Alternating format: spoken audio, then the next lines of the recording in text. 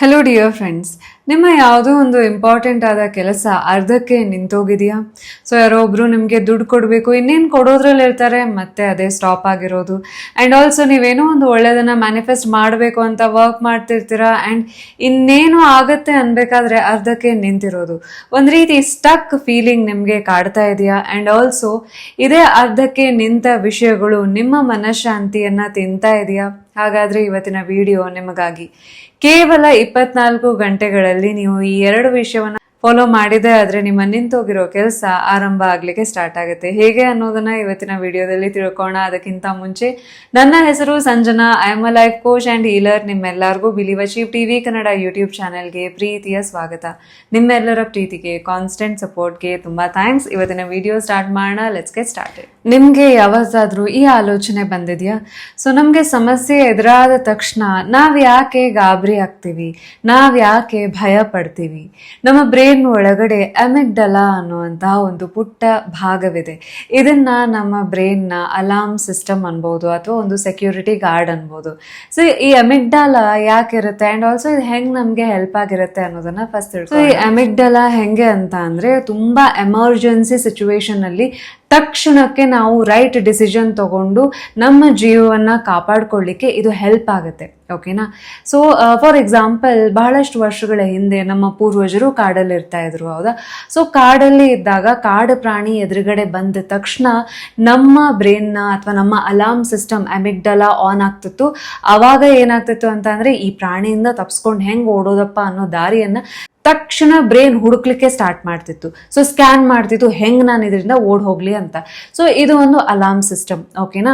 So ಈ ರೀತಿಯಲ್ಲಿ help ಆಗ್ತಿತ್ತು. ಆದ್ರೆ ಈಗ ಏನ್ ಮಾಡ್ತಿದ್ದೀವಿ ನಾವು, ತುಂಬಾ ದೊಡ್ಡ ದೊಡ್ಡ ವಿಚಾರಗಳಿಗಲ್ಲ, ಸಣ್ಣ ಪುಟ್ಟ ವಿಚಾರಗಳಿಗೂ ನಾವು ಅಮಿಗ್ಡಾಲನ ಆನ್ ಮಾಡ್ತಾ ಇದ್ದೀವಿ. ಇತ್ತೀಚೆಗೆ ನಾವು ಬಿಟ್ಟಿದೆ ನಮ್ಗೆ ಸಣ್ಣ ಪುಟ್ಟ ವಿಷಯಕ್ಕೂ ಅತಿಯಾಗಿ ಯೋಚನೆ ಮಾಡುವಂಥದ್ದು ಅಥವಾ ಅತಿಯಾಗಿ ಭಯ ಪಡೋದು ಗೀಳಾಗೋಗ್ಬಿಟ್ಟಿದೆ. ಸೊ ಒಂದು ಬ್ಯಾಂಕ್ ಬ್ಯಾಲೆನ್ಸ್ ಈಗ ನಿಮ್ದು ಸ್ವಲ್ಪ ಕಮ್ಮಿ ಆಗ್ತಾ ಇದೆ, ಅಥವಾ ನಿಮ್ಗೆ ಯಾರೋ ಒಬ್ರು ರಿಪ್ಲೈ ಮಾಡಿಲ್ಲ, ಆಸ್ ಇಫ್ ನಿಮ್ ಜೀವನ ಆ ವ್ಯಕ್ತಿಯ ರಿಪ್ಲೈ ಮೇಲೆ ನಿಂತೋಗಿದೆ ಅನ್ನೋ ರೀತಿ ವರ್ತಿಸೋದಿರ್ಬೋದು. ಅಥವಾ ನೀವೇನು ಈಗ ಮ್ಯಾನಿಫೆಸ್ಟೇಷನ್ ಮಾಡ್ತಾ ಇದ್ರಿ, ಒಂದ್ ಸಣ್ಣ ಪುಟ್ಟ ತೊಂದರೆ ಬಂತು ಅಂದ ತಕ್ಷಣ ಆ ಮ್ಯಾನಿಫೆಸ್ಟೇಷನ್ ಆಗೋದೇ ಇಲ್ಲ ಅನ್ನೋ ನಿರ್ಧಾರಕ್ಕೆ ಬರೋದಿರ್ಬೋದು. ಯಾವುದೋ ಒಂದು ಸಣ್ಣ ಆಪರ್ಚುನಿಟಿ ನಿಮಗೆ ಮಿಸ್ ಆಯ್ತು, ಬಟ್ ಇದೇ ನನ್ನ ಜೀವನದ ಕೊನೆ ಆಪರ್ಚುನಿಟಿ ಅಂತ ಕೊರಗೋದಾಗಿರ್ಬೋದು. ಸೊ ಇವೆಲ್ಲ ನಾವು ಮಾಡ್ತಾ ಇದ್ದಾಗ ಏನಾಗುತ್ತೆ, ಅಮಿಗ್ಡಾಲಾ ಆನ್ ಆಗ್ತಾ ಇರುತ್ತೆ. ನಿಮ್ಮ ಬ್ರೇನ್ ಹೇಗ್ ಥಿಂಕ್ ಮಾಡ್ಲಿಕ್ಕೆ ಸ್ಟಾರ್ಟ್ ಆಗುತ್ತೆ ಅಂತ ಅಂದ್ರೆ, ಈ ಒಂದು ಸಮಸ್ಯೆಗೆ ಪರಿಹಾರ ಸಿಗದೆ ನನಗೆ ಉಳಿಗಾಲ ಇಲ್ಲ, ಬೇಗ ನನಗೆ ಈ ಸಮಸ್ಯೆಗೆ ಪರಿಹಾರ ಸಿಗ್ಬೇಕು, ಒಂದ್ ರೀತಿ ಆ ಡೆಸ್ಪಿರೆಸಿ, ಹಪಹಪಿತನ ಕಾಣ್ಲಿಕ್ಕೆ ಸ್ಟಾರ್ಟ್ ಆಗುತ್ತೆ. ಇದರಿಂದ ಏನಾಗುತ್ತೆ, ಈ ಭಯ, ಒಂದು ಕನ್ಫ್ಯೂಷನ್, ಇವೆಲ್ಲದ್ರಿಂದ ಕಣ್ಣು ಎದುರುಗಡೆ ಸೊಲ್ಯೂಷನ್ ಇದ್ರು ಅದನ್ನ ಗುರ್ತಿಸ್ಲಿಕ್ಕೆ ಆಗಲ್ಲ. ಮ್ಯಾನಿಫೆಸ್ಟೇಷನ್ ಮೇಲೆ ಇದ್ರ ಎಫೆಕ್ಟ್ ಹೇಗಾಗತ್ತೆ ಗೊತ್ತಾ? ಸೊ ಫಾರ್ ಎಕ್ಸಾಂಪಲ್, ಈಗ ನೀವು ಕಾಡಲ್ಲಿದ್ದೀರಾ, ನಿಮ್ಮ ಕಣ್ಣು ಮುಂದೆ ಒಂದು ಹುಲಿ ಇದೆ ಅಂತ ತಿಳ್ಕೊಳ್ಳಿ. ಆ ಹುಲಿ ನೋಡಿದ ತಕ್ಷಣ ಆಬ್ವಿಯಸ್ಲಿ ಅಮಿಗ್ಡಾಲಾ ಆನ್ ಆಗುತ್ತೆ, ಅಲಾರ್ಮ್ ಸಿಸ್ಟಮ್ ಆನ್ ಆಗುತ್ತೆ, ಓಡು ಓಡು ಅಂತ ಹೇಳಿ ನಿಮ್ಮ ಬ್ರೈನ್ ಸ್ಕ್ಯಾನ್ ಮಾಡ್ತಾ ಇರುತ್ತೆ ಹೆಂಗ್ ತಪ್ಸ್ಕೊಳ್ಳೋದು, ಜೀವ ಉಳಿಸ್ಕೊಳ್ಳೋದು. ಆ ಟೈಮ್ನಲ್ಲಿ ನಿಮಗೆ ಮುಂದಿನ ವಾರ ನಾನು ಎಲ್ಲಿ ಡಿನ್ನರಿಗೆ ಹೋಗಬೇಕು, ಅಥವಾ ಯಾವ ಔಟ್ಫಿಟ್ ಹಾಕೋಬೇಕು, ಅಥವಾ ನನ್ನ ಮ್ಯಾನಿಫೆಸ್ಟೇಷನ್ಗೆ ಯಾವ ಟೆಕ್ನಿಕ್ ಯೂಸ್ ಮಾಡಬೇಕು ಅನ್ನೋ ಯಾವುದೇ ರೀತಿ ಆಲೋಚನೆ ಬರಲ್ಲ.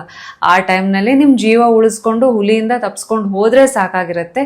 ಸೊ ಹೇಗೆ ಈ ಒಂದು ಎಮರ್ಜೆನ್ಸಿ ಸಿಚುವೇಶನ್ನಲ್ಲಿ ಕ್ರಿಯೇಟಿವ್ ಐಡಿಯಾಸ್ ಬರಲ್ವೋ, ಅದೇ ರೀತಿ ನೀವು ಎಷ್ಟು ಸರ್ವೈವಲ್ ಮೋಡಲ್ಲಿ ಜೀವ ಉಳಿಸ್ಕೊಂಡ್ರೆ ಸಾಕು, ಈ ಸಮಸ್ಯೆ ಬಿಟ್ಟು ಹೋದ್ರೆ ಸಾಕು ಅನ್ನೋ ಆ ಒಂದು ಆತಂಕದಲ್ಲಿ ಇರ್ತಿರಲ್ಲ, ಆವಾಗ ನಿಮ್ಮ ಮನಸ್ಸು ಅಥವಾ ನಿಮ್ಮ ಎನರ್ಜಿ ಮ್ಯಾನಿಫೆಸ್ಟೇಷನ್ ಕಡೆ ಯೋಚನೆ, ಆಲ್ಸೋ ಮ್ಯಾನಿಫೆಸ್ಟೇಷನ್ ಕಡೆ ಫೋಕಸ್ ಮಾಡ್ಲಿಕ್ಕೆ ಆಗಲ್ಲ. ನಿಮ್ಮ ಬ್ರೈನ್ ನ ಕ್ರಿಯೇಟಿವ್ ಸೆಂಟರ್ ಏನಿರುತ್ತೆ ಅದು ಲಾಕ್ ಆಗ್ಬಿಡುತ್ತೆ.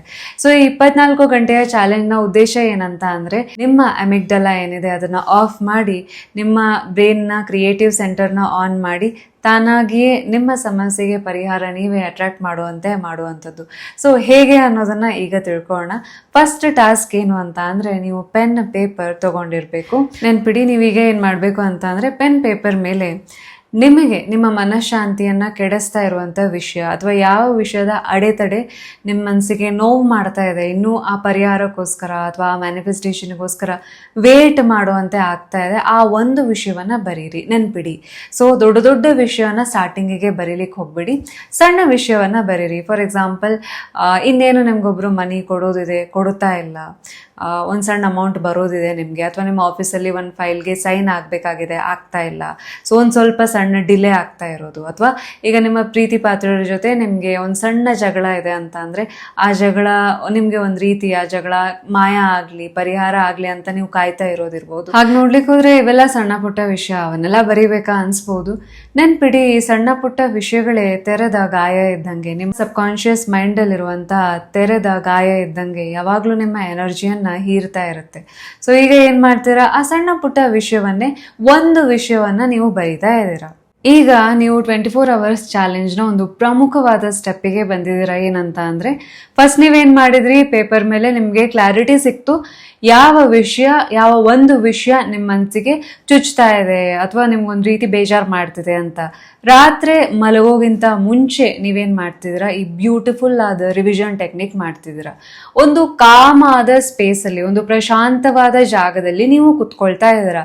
ಕುತ್ಕೊಂಡು ಕಣ್ಣು ಮುಚ್ಕೊಂಡು, ಈಗ ನೀವೇನು ಪೇಪರ್ ಮೇಲೆ ಬರೆದಿದ್ದೀರಾ ಅಲ್ವಾ, ಸೊ ಈ ವಿಷಯ ನಿಮಗೆ ಮನಸ್ಸಿಗೆ ನೋವಾಗ್ತಾ ಇದೆ ಅಂತ, ಆ ಘಟನೆ ನಡೆದೇ ಇಲ್ಲ ಅನ್ನೋ ರೀತಿ ಫೀಲ್ ಮಾಡಲಿಕ್ಕೆ ಸ್ಟಾರ್ಟ್ ಮಾಡ್ತೀರಾ. ನೆನ್ಪಿಡಿ, ನಿಮ್ಮ ಬ್ರೇನ್ಗೆ ರಿಯಾಲಿಟಿಗೂ ಕಲ್ಪನೆಗೂ ವ್ಯತ್ಯಾಸ ಗೊತ್ತಾಗಲ್ಲ. ಇಷ್ಟು ದಿವಸ ನೀವು ನಿಮ್ಮ ಬ್ರೇನ್ಗೆ ಅಥವಾ ನಿಮ್ಮ ಮನಸ್ಸಿಗೆ ಯಾವ ಸ್ಟೋರಿ ಹೇಳ್ತಾ ಇದ್ರಿ, ಇನ್ನೂ ಕೊಟ್ಟಿಲ್ಲ, ಇನ್ನೂ ದುಡ್ಡು ಕೊಟ್ಟಿಲ್ಲ, ಇವ್ರು ದುಡ್ಡು ಕೊಟ್ಬಿಟ್ರೆ ನನ್ನ ಕೆಲಸ ಆಗುತ್ತೆ, ಸೊ ಈ ರೀತಿ ಅವ್ರ ಮೇಲೆ ಡಿಪೆಂಡೆಂಟ್ ಆಗಿ ಹೆಲ್ಪ್ಲೆಸ್ ಆಗಿ ನೀವು ಫೀಲ್ ಮಾಡ್ತಾ ಇದ್ರಿ. ಬಟ್ ಈಗ ನೀವೇನು ಮಾಡ್ತೀರಾ, ಈ ರಿವಿಷನ್ ಟೆಕ್ನಿಕಲ್ಲಿ, ಸೊ ರಾತ್ರಿ ಮಲಗೋಗಿಂತ ಮುಂಚೆ ಸುಮ್ಮನೆ ಕುತ್ಕೊಳ್ತೀರಾ. ಕುತ್ಕೊಂಡು ಆಸ್ ಇಫ್ ಈ ಘಟನೆ ಆಗೇ ಇಲ್ಲ ಅಂತ ಅಂದರೆ, ರೈಟ್ ಟೈಮಿಗೆ ನಿಮಗೆ ದುಡ್ಡು ಬಂತು, ನಿಮ್ಮ ಕೆಲಸನೂ ಸ್ಟಾರ್ಟ್ ಆಯಿತು ಅನ್ನೋದನ್ನ ನೀವು ಫೀಲ್ ಮಾಡಲಿಕ್ಕೆ ಸ್ಟಾರ್ಟ್ ಮಾಡ್ತೀರಾ. ಆಯ್ತಲ್ಲ, ಕರೆಕ್ಟಾದ ಟೈಮಿಗೆ ಇವ್ರು ದುಡ್ಡು ಕೊಟ್ಟರು, ನನ್ನ ಕೆಲಸ ಆಲ್ರೆಡಿ ಸ್ಟಾರ್ಟ್ ಆಗೋಗ್ಬಿಟ್ಟಿದೆಯಲ್ಲ ಅನ್ನೋದನ್ನ ಮನಸ್ಸಿನಲ್ಲಿ ಫೀಲ್ ಮಾಡಲಿಕ್ಕೆ ಸ್ಟಾರ್ಟ್ ಮಾಡ್ತೀರಾ. ಸೊ ಫಾರ್ ಎಕ್ಸಾಂಪಲ್, ಈಗ ನಿಮಗೆ ಯಾವುದೋ ಒಂದು ಇಂಪಾರ್ಟೆಂಟ್ ಫೈಲ್ಗೆ ಸೈನ್ ಆಗಬೇಕಿತ್ತು ಅಂತ ಅಂದ್ಕೊಳ್ಳಿ. ಸೊ ಸೈನಿಗೋಸ್ಕರ ನೀವು ವೇಟ್ ಮಾಡ್ತಿದ್ದೀರಿ, ಸ್ಟಕ್ ಫೀಲ್ ಆಗ್ತಾ ಇದೆ ಅಂತ ಅಂದರೆ ನೀವೇನು ಮಾಡ್ತಿದ್ದೀರಾ, ಓ ಈ ಫೈಲ್ಗೆ ಆವತ್ತೇ ಸೈನ್ ಆಯ್ತಲ್ಲ, ನನ್ನ ಕೆಲಸನೂ ಆಗೋಯ್ತು, ಥ್ಯಾಂಕ್ ಯು ಯೂನಿವರ್ಸ್ ಅಂತ you are just feeling it. ಮನಸ್ಸಲ್ಲಿ ನೀವು ಫೀಲ್ ಮಾಡ್ತಾ ಇದ್ದೀರಾ. ಆ್ಯಂಡ್ ಆಲ್ಸೋ ಈಗ ನಿಮಗೆ ಯಾವುದೋ ಒಂದು ಹೆಲ್ತ್ ಕನ್ಸರ್ನ್ ಸರಿ ಆಗಲಿ ಅಥವಾ ನಿಮ್ಮ ಸ್ಕಿನ್ ಹೀಲ್ ಆಗಲಿ ಅನ್ನೋದು ನೀವು ವೇಟ್ ಮಾಡ್ತಾ ಇದ್ರಿ ಅಂತ ತಿಳ್ಕೊಳ್ಳಿ. ಈಗ ನೀವೇನು ಮಾಡ್ಬೋದು, ನಿಮ್ಮ ರಿವಿಷನ್ ಟೆಕ್ನಿಕಲ್ಲಿ ಸುಮ್ಮನೆ ಕಣ್ಣು ಮುಚ್ಕೊಂಡು ಕೂತಿರ್ತೀರಾ. ವಾವ್, ಆಯ್ತಲ್ಲ, ಸರಿ ಹೋಯ್ತು ನನ್ನ ಸ್ಕಿನ್ನು ಅಥವಾ ಸರಿ ಹೋಯ್ತು ನನ್ನ ಬಾಡಿ, ಈಗ ಆರಾಮಾಗಿದ್ದೀನಿ, ನನ್ನ ಇಷ್ಟದ ಕೆಲಸ ಮಾಡ್ತಿದ್ದೀನಿ ನಾನು. ಸೊ ಈ ರೀತಿ ನಗುತ್ತಾ ನಗುತ್ತಾ ನಿಮಗೆ ನೀವೇ ಒಂದು 2-3 ಸಲ ಹೇಳ್ಕೊಳ್ತಿದ್ರ, ಆ ಭಾವನೆಯನ್ನು ತರಿಸ್ಕೊಳ್ತಾ ಇದ್ರೆ. ಏನು ಆಗೇ ಇಲ್ಲ ಅನ್ನೋ ಭಾವನೆಯನ್ನು ತರಿಸ್ಕೊಳ್ತಾ ಇದ್ದೀರಾ, ಎಲ್ಲ ಸರಿ ಹೋಯ್ತು ಅನ್ನೋ ಭಾವನೆಯನ್ನು ತರಿಸಿಕೊಳ್ತಾ ಇದ್ದೀರಾ. ಆ ಸ್ಯಾಟಿಸ್ಫ್ಯಾಕ್ಷನ್, ಆ ನಿರಾಳತೆಯನ್ನು ನೀವು ಫೀಲ್ ಮಾಡ್ತಾ ಇದ್ದೀರಾ. ಎಲ್ಲ ಸರಿ ಹೋಯ್ತಲ್ಲ, ಇನ್ಯಾಕೆ ಚಿಂತೆ, ಆರಾಮಾಗಿರು ಅಂತ ನಿಮ್ಗೆ ನೀವು ಹೇಳ್ತಿದ್ದೀರಾ. ಬರೀ ನಿಮ್ಗಷ್ಟೇ ನೀವು ಹೇಳ್ತಿರಲ್ಲ, ನಿಮ್ಮ ಅಮೆಗ್ಡಲಾಗಿ ನೀವು ಸಿಗ್ನಲ್ ಕೊಡ್ತಾ ಇದ್ದೀರಾ. ಏನಂತ ಅಂದರೆ, ನೋಡಪ್ಪ ಎಲ್ಲ ಸರಿ ಹೋಗಿದೆ, ನೀ ಈಗ ಆರಾಮಾಗಿರು ಅಂತ. ಸೊ ನಿಮ್ಮ ಅಲಾರ್ಮ್ ಸಿಸ್ಟಮ್ ಏನಿದು ಅದು ಆಫ್ ಆಗುತ್ತೆ ಆ್ಯಂಡ್ ನೀವೇನು ಮಾಡ್ತೀರಾ, ಕಾಮಾಗಿ ಮಲಗ್ತೀರಾ. ಇಡೀ ರಾತ್ರಿ ನಿಮ್ಮ ಸಬ್ ಕಾನ್ಷಿಯಸ್ ಮೈಂಡಲ್ಲಿ ಈ ಮೆಸೇಜ್ ರನ್ ಆಗ್ತಾ ಇರುತ್ತೆ, ಎಲ್ಲ ಸರಿ ಹೋಯ್ತು, ಎಲ್ಲ ಸರಿ ಹೋಯ್ತು, ಎಲ್ಲ ಸರಿ ಹೋಯ್ತು, ಪರಿಹಾರ ಸಿಕ್ತು, ನಾ ಆರಾಮಾಗಿರ್ಬೋದು. ಈಗ ಈ ನಿಮ್ಮ ನಿರಾಳತೆಯ ಭಾವನೆನೇ ನಿಮ್ಮ ಸಬ್ ಕಾನ್ಷಿಯಸ್ ಮೈಂಡಲ್ಲಿ ಈ ಎಲ್ಲ ನೀವು ನಿರಾಳತೆಯನ್ನು ನಿಜವಾಗ್ಲೂ ಅನುಭವಿಸ್ಬೇಕಾದ್ರೆ ಏನೆಲ್ಲ ಹೊರಗಡೆ ಪ್ರಪಂಚದಲ್ಲಿ ಆಗಬೇಕೋ ಆ ಸೊಲ್ಯೂಷನನ್ನು ನಿಮಗೆ ಹುಡುಕಿ ತಂದು ಕೊಡುತ್ತೆ. ಸೊ ಇದು 24 hours ಚಾಲೆಂಜ್. ಹೌದಾ, ಇವತ್ತು ರಾತ್ರಿ ನೀವು ಮಲ್ಕೊಂಡಿದ್ರಿ, ಹೀಗೆ ಒಂದು ರಿವಿಷನ್ ಟೆಕ್ನಿಕ್ ಮಾಡಿ ನೆಕ್ಸ್ಟ್ ಡೇ ಏನಂತ ಅಂದರೆ, ನೀವು ಕಣ್ಣು ಬಿಟ್ಟ ತಕ್ಷಣದಿಂದ ನಿಮ್ಮ ಮನಸ್ಸಿನ ಕಾವಲುಗಾರ ಆಗಿ ನೀವು ವರ್ಕ್ ಮಾಡಬೇಕು. ಹೆಂಗೆ ಅಂತ ಅಂದರೆ, ನಿಮ್ಮ ಈಗ ದಿನದಲ್ಲಿ ನೋಡುವ ಆ ಪೇಮೆಂಟ್ ಇನ್ನೂ ಬಂದೇ ಇಲ್ಲ ಅನ್ನೋ ಥಾಟ್ ನಿಮಗೆ ಬರ್ಲಿಕ್ಕೆ ಸ್ಟಾರ್ಟ್ ಆದ ತಕ್ಷಣ, ಬಂದಿದೆಯಲ್ಲ ಜಸ್ಟ್ ರಿಲ್ಯಾಕ್ಸ್.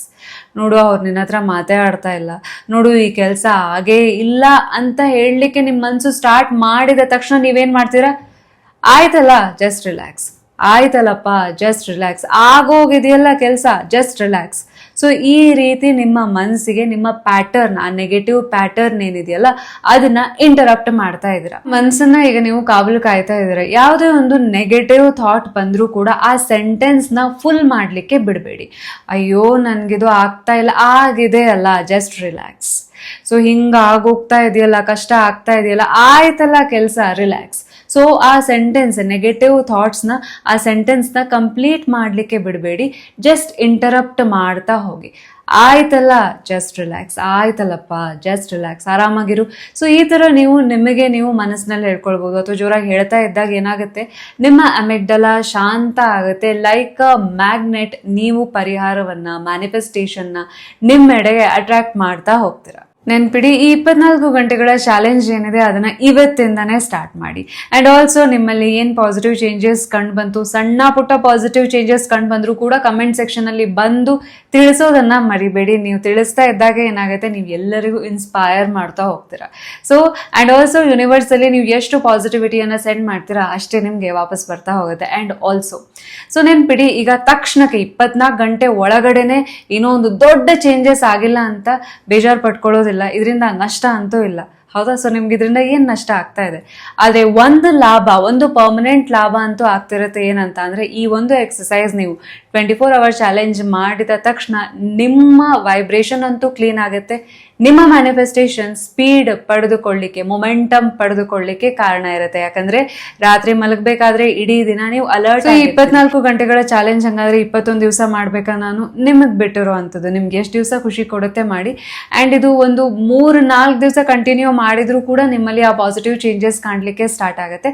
ಮತ್ತೆ ನಿಮ್ಗೆ ಯಾವಾಗ ಬೇಕೋ ಆವಾಗ ನೀವು ಇದನ್ನ ಯೂಸ್ ಮಾಡ್ಬೋದು. ಅಂಡ್ ಆಲ್ಸೋ 3-4 ದಿವಸ ಒಂದೇ ವಿಷಯಕ್ಕೆ ಮಾಡ್ಬೇಕಾ? ಇಲ್ಲ, ಇವತ್ತು ಒಂದು ವಿಷಯಕ್ಕೆ ಮಾಡಿದ್ರೆ ನಾಳೆ ಇನ್ನೊಂದು ವಿಷಯಕ್ಕೆ ಮಾಡ್ಬೋದು. No worries. ಸೊ ಇದು ನಿಮ್ಮ ವೈಬ್ರೇಷನ್, ನಿಮ್ಮ ಫ್ರೀಕ್ವೆನ್ಸಿಯನ್ನ ನಿಮ್ಮ ಹತೋಟಿಯಲ್ಲಿ ಇಡ್ಲಿಕ್ಕೆ ಬಹಳ ಸಹಕಾರಿ ಆಗುತ್ತೆ.